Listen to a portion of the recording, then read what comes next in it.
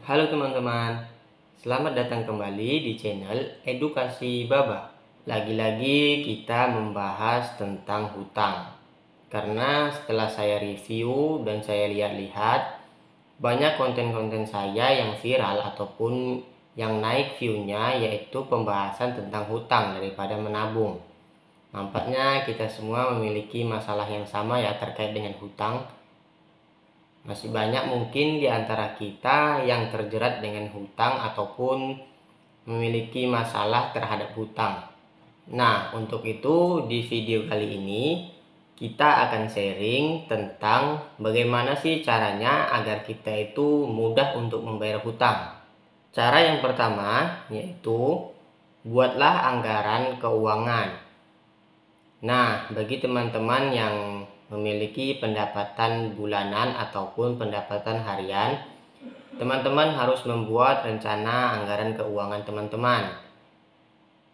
Teman-teman harus bisa mengalokasikan berapa uang yang harus dikeluarkan untuk kebutuhan sehari-hari dan juga berapa uang yang harus dibayarkan ke hutang.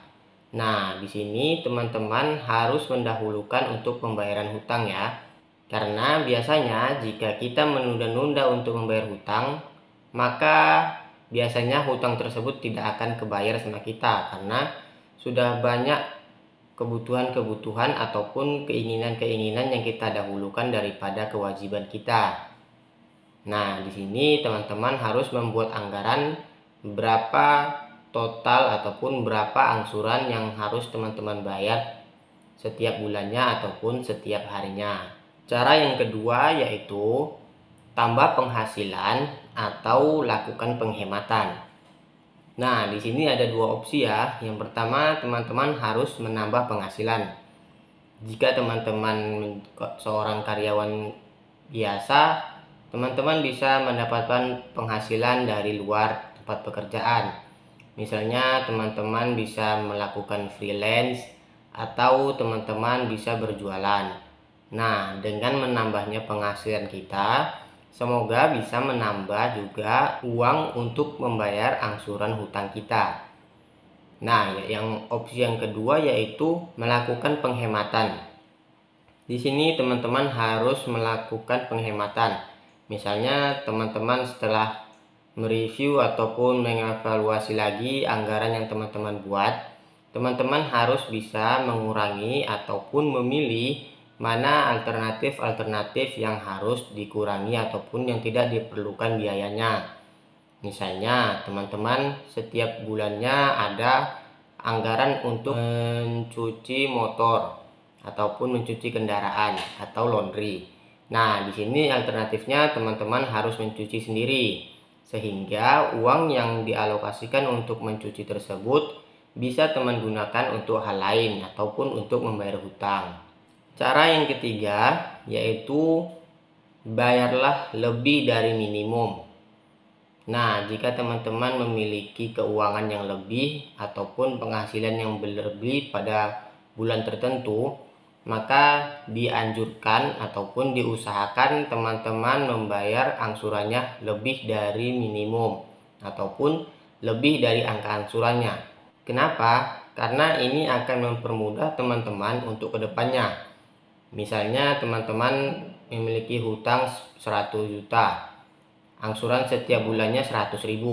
Nah, jika teman-teman mendapatkan uang lebih, maka teman-teman bisa mulai ataupun menambah angsurannya menjadi 120.000 misalnya. Maka jika teman-teman rutin melakukan ini, tanpa disadari hutangnya akan lebih cepat lunas dari waktu yang ditentukan. Ataupun misalnya nanti teman-teman kesulitan keuangan misalnya, maka uang yang lebih ini akan membantu teman-teman untuk menunda pembayaran selanjutnya. Cara yang keempat yaitu gunakan metode pembayaran secara otomatis. Nah, jika teman-teman merupakan karyawan swasta ataupun karyawan kantoran yang memiliki upah minimum ataupun UMR, teman-teman bisa menggunakan pembayaran metode gratis. Sudah banyak kok bank-bank ataupun aplikasi-aplikasi keuangan yang menawarkan pembayaran hutang secara otomatis ketika kita mengisi saldonya. Nah, ini akan mempermudah teman-teman untuk terhindar dari yang namanya keterlambatan membayar hutang ataupun kelupaan dalam membayar hutang. Karena jika teman-teman melakukan pembayaran secara otomatis, maka teman-teman dipastikan membayar hutangnya secara tepat waktu, sehingga uang yang dialokasikan untuk hutang tidak akan terganggu lagi untuk kebutuhan kita yang lain. Nah, cara yang kelima yaitu jangan malu untuk meminta bantuan kepada orang lain. Nah, jika teman-teman memiliki kendala dalam membayar hutang, maka teman-teman dianjurkan untuk meminta bantuan atau meminta tolongan kepada orang lain.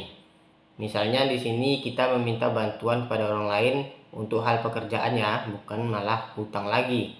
Misalnya teman-teman kekurangan uang untuk membayar hutang, maka teman-teman meminta bantuan kepada orang lain untuk memberikan pekerjaan tambahan, di mana ketika teman-teman selesai mempekerjakan pekerjaan tambahan tersebut, teman-teman bisa mendapatkan uang tambahan dari pekerjaan tersebut, sehingga teman-teman bisa menambah ataupun membayar hutang kembali.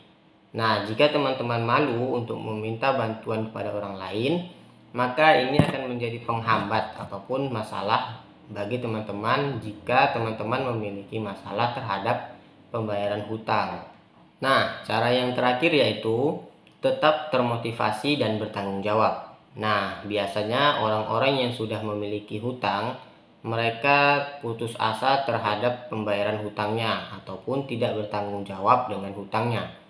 Berbeda dengan pertama kali dia ingin meminjam uang. Biasanya pertama kali mereka meminjam uang, mereka semangatnya bergebu-gebu, dan ketika mendapatkan dananya juga penuh rasa sopan santun, tersenyum, dan lain-lainnya lah.